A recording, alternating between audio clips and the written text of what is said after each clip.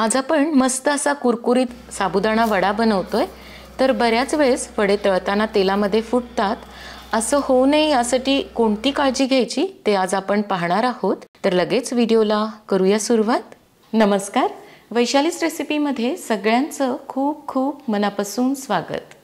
साबुदाणा वडा करण्यासाठी मी 1 कप साबुदाणा घेऊन तो 2 वेळेस पाण्याने आधी स्वच्छ धुवून घेतला आणि नंतर रात्रभर पाण्यात भिजवत ठेवला होता।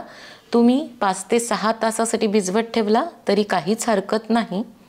तर आता दुसऱ्या दिवशी सकाळी साबुदाणा एकदम छान भिजलेला आहे, एकदम असा फुलून आलाय, मोत्यासारखा दिसतोय।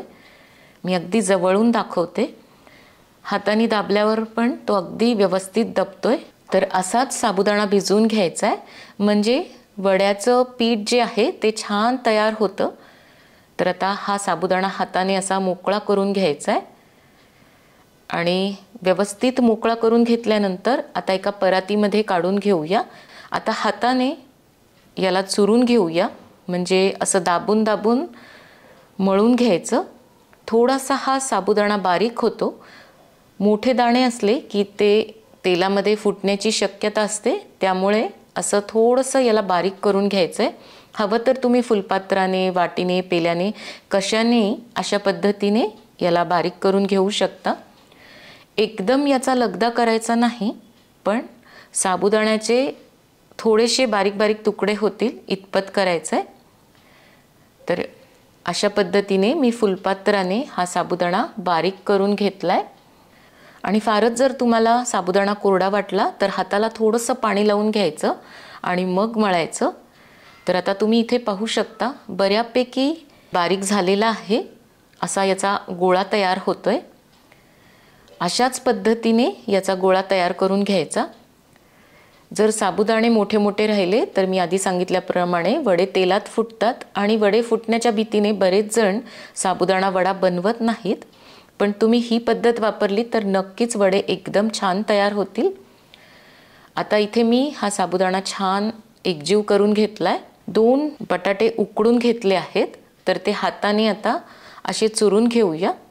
यासाठी बटाटे पण खूप जास्त वापरायचे नाहीत, त्याने सुद्धा वडा मऊ होतो। तर आता हाताने मी याला चांगलं चुरून घेतलंय। आता दाण्याचा कूट घालूया। तर शेंगदाणे भाजून मी त्याचा कूट करून घेतला होता, तर पाव कप आणि वर 2 टेबलस्पून शेंगदाण्याचा कूट घातलाय। 3 ते 4 हिरव्या मिरच्या मी अगदी बारीक करून घेतल्या होत्या, त्या घालूया। अर्धा चमचा जिरे, चवीनुसार मीठ घालायचं आहे। अर्धा इंच आलं मी किसून घेतलं होतं आणि अगदी अर्धा चमचाच लाल तिखट घातलंय, म्हणजे वड्यांना रंग सुरेख येतो। साधारण अर्धा चमचा लिंबाचा रस घातलाय। हे सगळं आता हाताने एकत्र करून घेऊया।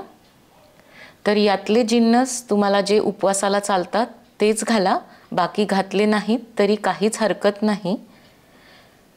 आमच्या घरी जे जे चालतं ते मी घातलेलं आहे। व्यवस्थित हाताने दाबून दाबून एकत्र करायचं आहे। कोथिंबीर पण मी थोडीशी घातली आहे, तर ही पण चालत असेल तरच घाला। व्यवस्थित असं दाबून दाबून एकत्र करायचं।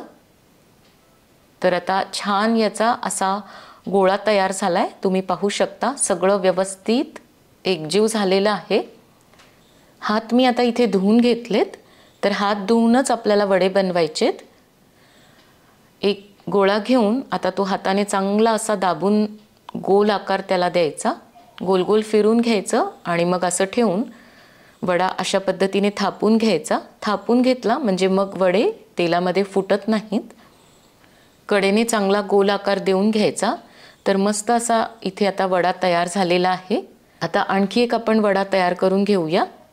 तर हाताने आधी असं दाबून घ्यायचं, म्हणजे व्यवस्थित पीठ एकजीव होतं आणि नंतर गोळा घेऊन तो व्यवस्थित मळून घ्यायचा, गोल गोल फिरून घ्यायचा आणि मग हातावर ठेवून असं थापून घ्यायचं।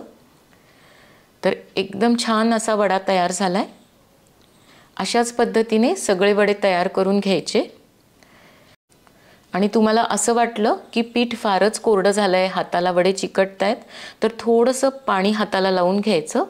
पण पीठ व्यवस्थित भिजलं तर तशी गरजच पडत नाही. आपलं पीठ अगदी व्यवस्थित तयार झालेलं आहे, त्यामुळे सहज वडे तयार होत आहेत. तळण्यासाठी तेल मी आधीच गरम करायला ठेवलं होतं, तर छान आता गरम झालेलं आहे. तरीसुद्धा एक छोटा गोळा त्यामध्ये घालून पाहायचा. तो व्यवस्थित वर आला म्हणजे समजायचं आपलं तेल अगदी पाहिजे तसं तापलेलं आहे. आता यामध्ये वडे सोडूया. तर कडेने वडे सोडायचे. एका वेळेस मी 4 वडे सोडले आहेत. वडे सोडताना गॅसची फ्लेम थोडीशी कमी ठेवायची आणि आता थोड्या वेळ याला अजिबात हात लावायचा नाही.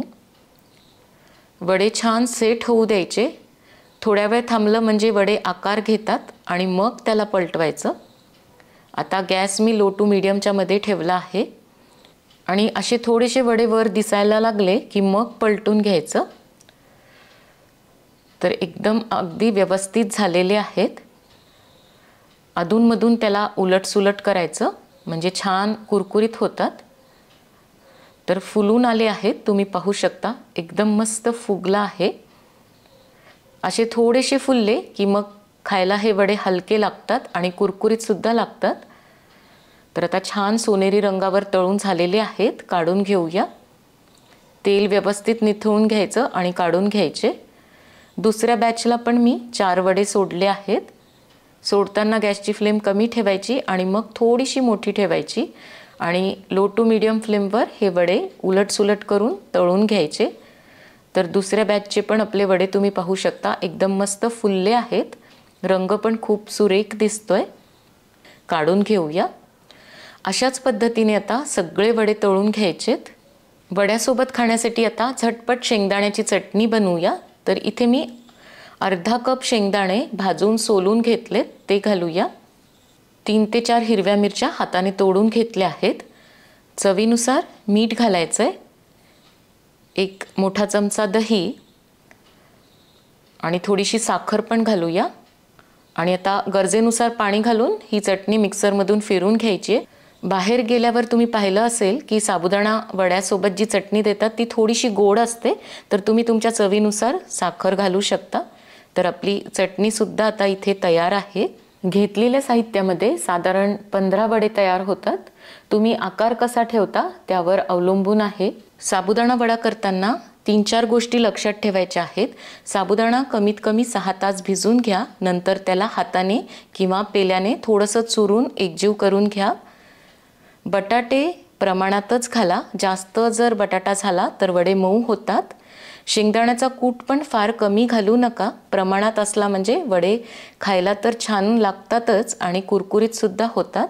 तर गरमागरम आपला साबुदाणा वडा आणि चटणी तयार आहे. एकदम मस्त कुरकुरीत झाले आहेत. तुम्हाला आवाजावरून लक्षात आलं असेल तर जरूर बनवा आणि कसे झाले कमेंटमध्ये मला अवश्य सांगा. आजची रेसिपी आवडली तर लाईक आणि शेअर करायला अजिबात विसरू नका. चॅनलवर पहिल्यांदाच आला असाल तर सबस्क्राईबही जरूर करा. पुन्हा भेटणार आहोत एका नवीन रेसिपीसोबत पुढच्या व्हिडिओमध्ये. तोपर्यंत मस्त खा आणि मस्त रहा.